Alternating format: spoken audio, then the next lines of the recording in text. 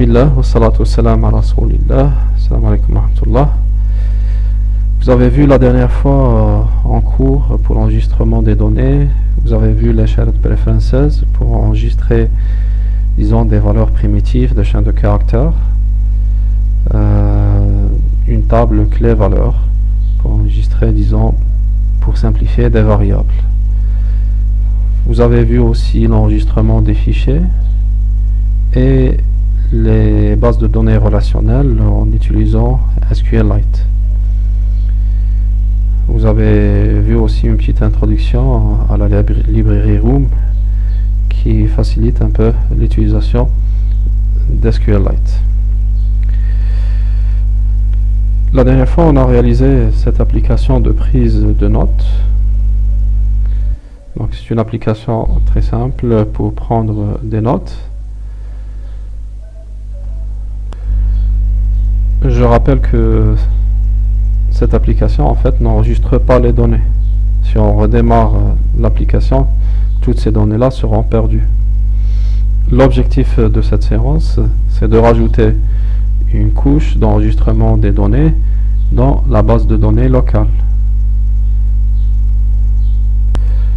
Pour ceci, on va utiliser les dernières recommandations d'Android.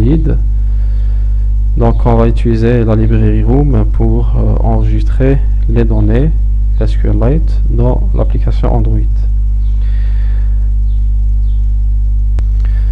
Donc avec cette nouvelle librairie Android, on introduit une nouvelle architecture pour faire des applications Android qui manipulent les données. C'est Architecture Component. Donc dans cette architecture, qu'est-ce qu'on a? Donc on a une base de données locale en utilisant la librairie Room et une base de données aussi distante qui communique, disons, avec un serveur. Ensuite on a repository. Ici c'est la seule source fiable de données. Donc si votre application communique avec un autre serveur, elle va télécharger les données, les enregistrer en local et ces données-là seront dans la classe repository qui va donner accès à l'application à ces données-là. Donc à la fin, l'application n'aura pas un accès direct aux bases de données ni au serveur, mais à la classe repository. Aussi donc une autre classe ViewModel, cette classe là qui va contenir en fait le modèle, les données qui seront affichées dans l'interface, dans notre activité. Donc c'est une architecture bien connue, MVVM, Model View, ViewModel. Vous allez comprendre un peu l'utilité en essayant de l'appliquer. Ce qu'on va faire maintenant, c'est je vais vous montrer un tutoriel. Sur ce tuto, en fait, il va vous expliquer comment utiliser la librairie Room. On va suivre ce tuto étape par étape, mais on va pas utiliser ça pour notre application. On va plutôt utiliser une nouvelle librairie qui facilite un peu la tâche et l'utilisation de cette architecture là. Donc dans ce tuto, je vous conseille de le suivre pour bien comprendre l'architecture. Je vais vous mettre le lien dans la description de la vidéo. Donc cette application, on va juste réaliser donc une application pour enregistrer des mots dans une base de données locale et bien sûr les afficher à l'utilisateur. Donc pour ceci, on va utiliser donc la nouvelle architecture. On a dit donc d'abord on a l'interface, on aura deux autres classes, ViewModel et Repository.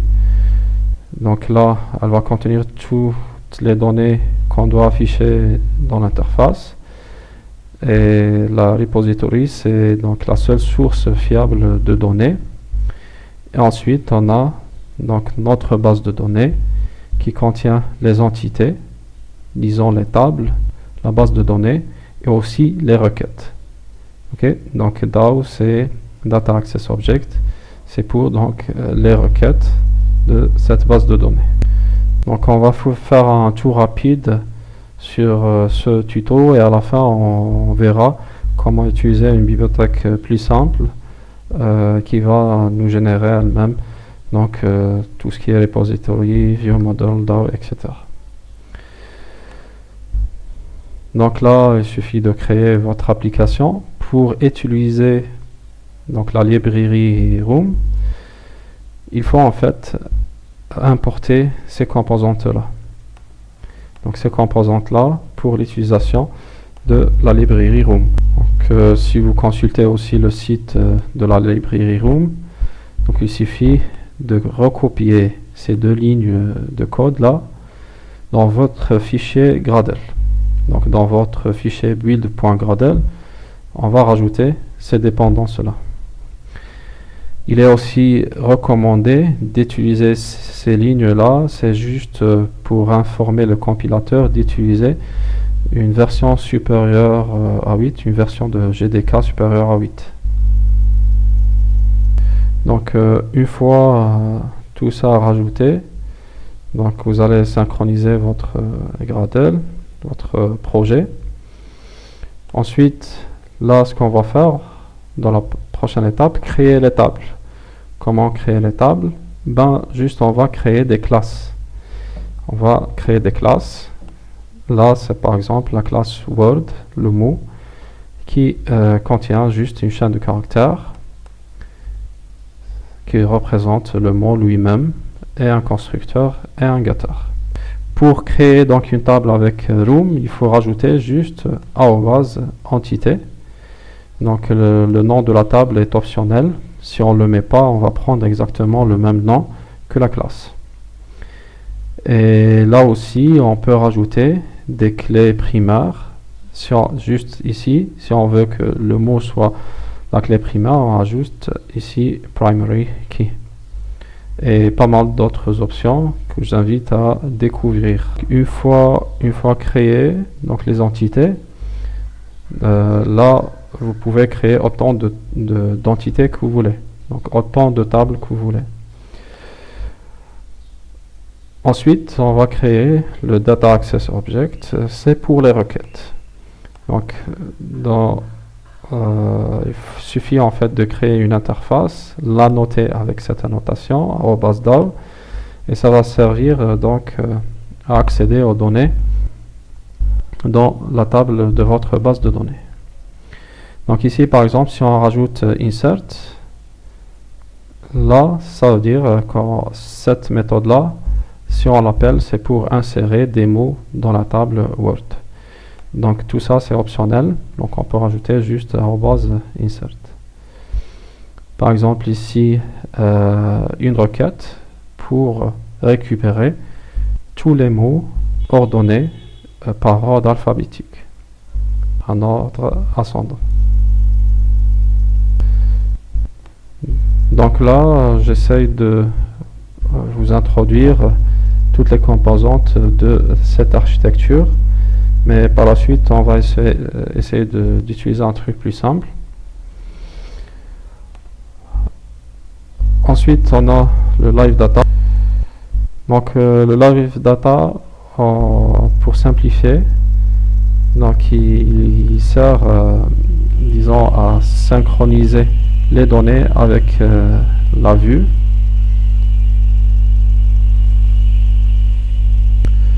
Donc à chaque fois qu'il y aura un changement dans les données live data, donc ça va être affecté directement dans l'interface. Voilà, on y reviendra. Ensuite, il faut créer une base de données, donc une classe. Donc cette classe là, elle doit étendre la classe Room Database. Donc ici, il faut juste rajouter la notation database et à l'intérieur, on va lister toutes les tables. Donc ici, on n'a qu'une seule table, word.class, le numéro de la version, etc. Donc tout ça aussi, ça va être généré automatiquement si on utilise donc d'autres librairies. Et à la fin, donc on va créer une repository.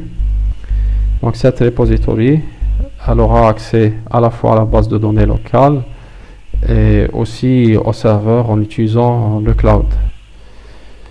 Donc pour nous, on va se concentrer juste sur les bases de données locales. Voilà. Ensuite, on a le view model. Celui-là, donc c'est la classe qui va communiquer avec l'interface. C'est cette classe-là qui va communiquer donc avec l'interface. Et on va reprendre aussi toutes les méthodes qu'on a déclarées dans le DAO. Ici, on a insert, get all words, etc.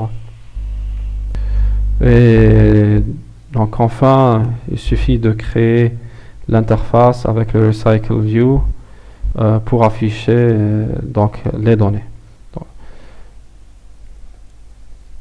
Donc maintenant on verra comment faire exactement la même chose, mais en utilisant donc une autre librairie qui va générer tout ça pour nous. Donc avec cette librairie, c'est donc Living Room que j'ai édité spécialement pour vous faciliter un peu la tâche de création de bases de données locales dans vos applications Android. Donc cette application, c'est elle qui va générer tout ce qui est DAO, repository, view models et aussi donc la classe base de données. Donc là, vous avez un tuto comment l'installer. Donc exactement comme Room, on va copier ces deux lignes de code dans le build.gradle et aussi on va utiliser le GDK 8. Donc la première étape c'est quoi? C'est dans votre fichier build.gradle root ici. Donc celui-là. Donc vous allez rajouter ces lignes de code. Cette ligne de code. Donc dans All Projects, vous avez ces repositories. On va la mettre ici. Ensuite, on va rajouter la librairie elle-même. Et cette fois-ci dans le build.gradle app. Donc là, vous avez toutes les librairies utilisées dans cette application. On a par exemple les recycle view, les card view, etc. Donc on va rajouter juste ces deux lignes-là de code dans l'application. On aura aussi besoin de rajouter la librairie Room. Pour rajouter la librairie Room, il suffit de rajouter ces deux lignes de code en remplaçant ici par le numéro de version. Voilà, donc une fois c'est... Donc là on a rajouté la librairie Living Room et ici donc la librairie Room introduite par Android. Donc ensuite on va rajouter ça, donc pour utiliser GDK 8, rajouter ça à build.gradle. Donc ici.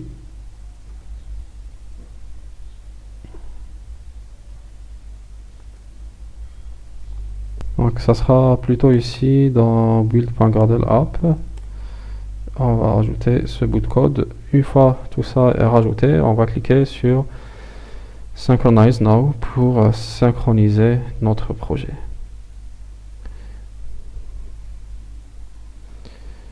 Donc le projet est en train de télécharger les librairies. C'est bon, donc les librairies ont été téléchargées. On peut commencer à les utiliser. Donc comment fonctionne cette librairie? Ben juste en fait pour toutes les classes qu'on a créé pour créer des tables. Qu'est-ce qu'on va rajouter? On va rajouter entité, arrobase entité, cette annotation-là, pour déclarer qu'il s'agit en fait d'une table. Donc là, cette annotation, c'est pour room. On va la rajouter tout de suite dans notre fichier notes. Donc ici, on va rajouter la notation entité. C'est bon. Une fois c'est fait, donc pour living room, on va rajouter la notation creatable. Create, c'est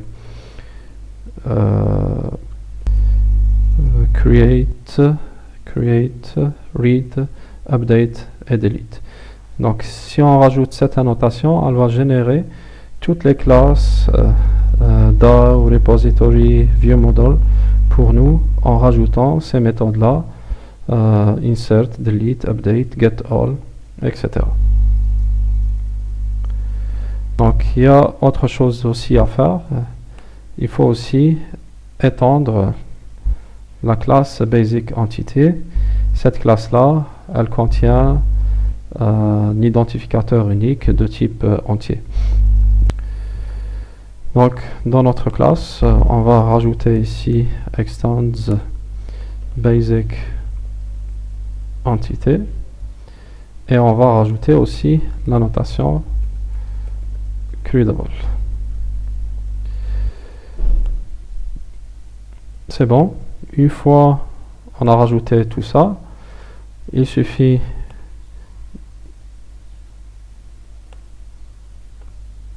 de lancer le build du projet et il va générer pour nous, on le verra, toutes les classes DAO, repository, la base de données, etc. Donc il suffit de rajouter à notre classe la notation entité, la notation creatable et hériter de la classe basic entité. Il suffit de rajouter ces trois modifications et tout le code sera généré pour vous. Donc voilà tout le code qui a été généré pour vous. Donc on a le note DAO ici qui contient par exemple les méthodes insert pour insérer donc un item ou bien une note. On a aussi par exemple le getAll pour récupérer toutes les données. On a aussi, on génère automatiquement aussi la base de données qui contient donc toutes les classes qu'on va annoter, etc. Donc voilà, je rappelle, donc il suffit de rajouter l'héritage vers la classe basic entité, la notation entité pour la librairie room et la notation creatable pour la librairie living room. Donc maintenant, comment l'utiliser? Pour l'utiliser, il suffit en fait d'utiliser le viewModel. Il sert donc à communiquer avec l'interface. On peut utiliser bien sûr la repository ou bien le DAO, mais donc il est préférable plutôt d'utiliser le viewModel. Ben, ce qu'on va faire, on va créer un viewModel ici qui porte le nom de notre classe. Donc notre viewModel qui fait référence à cette classe-là générée.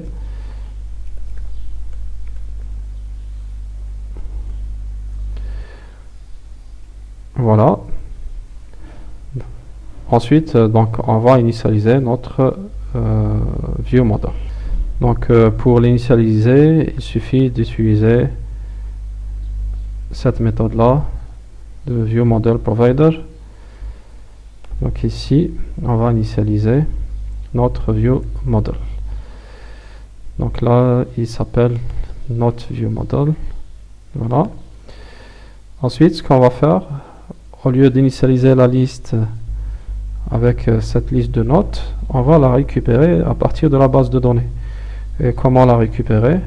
Donc on a déjà des méthodes générer, tels que par exemple getAll. GetAll qui va récupérer toutes les données. GetAll ici, ça va retourner ce qu'on appelle un live data. Un live data d'une liste de notes. Donc, comment utiliser le live data? Donc, au lieu d'affecter directement la liste, on va rajouter un observer, on va observer. Après, s'il y a le moindre changement dans la base de données, donc le changement sera affecté directement dans l'interface. Voilà, donc ici, on met le contexte. Ensuite, on crée un observer. Vous pouvez recopier ce code-là directement d'ici. Donc, on va observer les données récupérées en passant donc le contexte actuel. Et on va créer cette méthode onChange.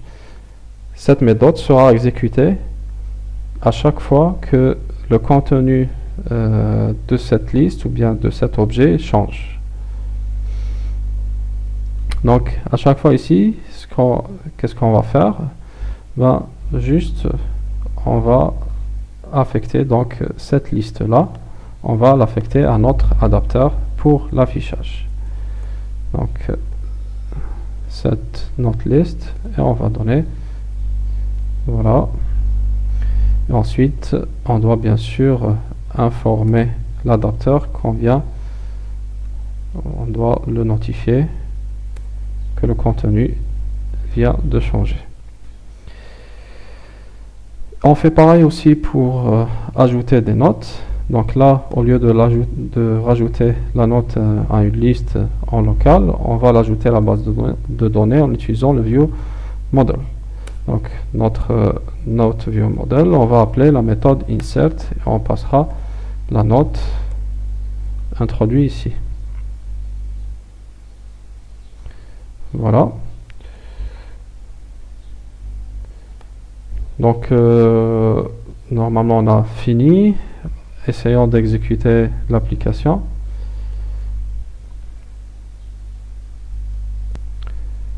Donc une fois l'application installée, donc on peut la réutiliser ici. Vous pouvez remarquer ici, voilà, donc l'émulateur est bloqué, donc on va le redémarrer. Voilà.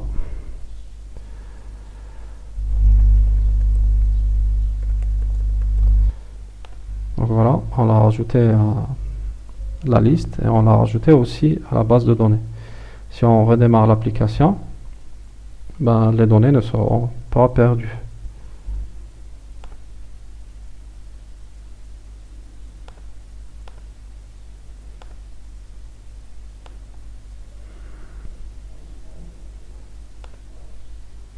Voilà. Donc c'est la note qu'on vient d'enregistrer. On peut rajouter autant de notes qu'on veut.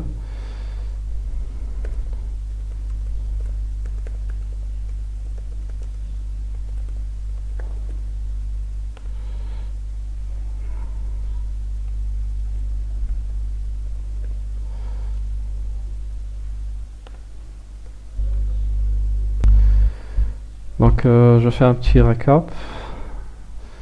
Donc la première étape, c'est d'installer la librairie Living Room et la librairie Room en rajoutant donc ces deux lignes là pour Living Room. Vous allez retrouver ça dans les commentaires, dans la description de la vidéo. Donc on va rajouter ces deux lignes là. On va rajouter aussi donc l'utilisation de GDK. Et ensuite aussi, il ne faut pas oublier de rajouter Maven dans votre build.gradle.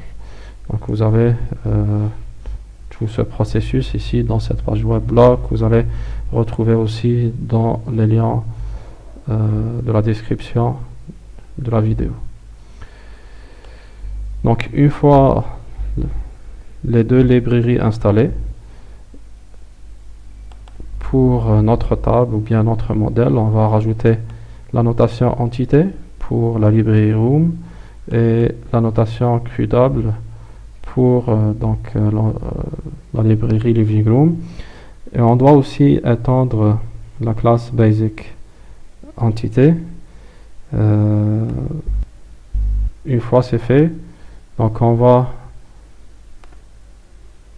lancer la construction du projet et toutes ces classes là, le DAO, repository, ViewModel, database, Room database, vont être générées pour nous. Il suffit de les utiliser dans notre activité ou dans notre fragment. Et vous avez donc un exemple ici dans la même page web.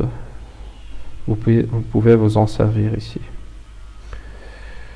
Voilà, donc en gros, n'hésitez pas, si vous avez des questions, à me contacter par mail ou par commentaire sur la vidéo. Voilà. Et donc on va essayer aussi d'organiser une séance sur Meet pour donc les questions, que ce soit sur l'utilisation des bases de données ou bien sur Android en général. Voilà, à bientôt.